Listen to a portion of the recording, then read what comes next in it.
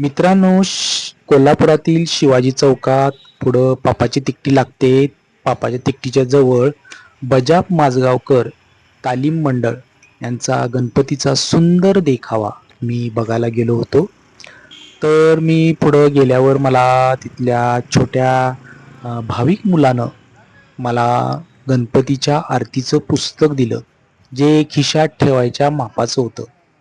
त्याच्यामध्ये सुंदर आरत्या होत्या. मग ते पुस्तक मी घेतलं आणि गणपतीचं दर्शन घेतलं.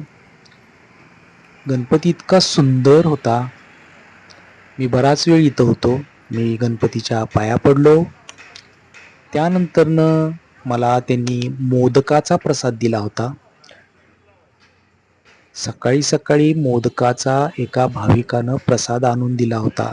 तो गणपतीला दाखवला आणि त्यांनी सगळ्यांना वाटायला चालू केलं आणि तो मी प्रसाद घेतला. प्रसाद इतका गोड होता, मला खूप आवडला. मी अजून एक मागून घेतला आणि मग देवाचं दर्शन घेतलं, पाया पडलो.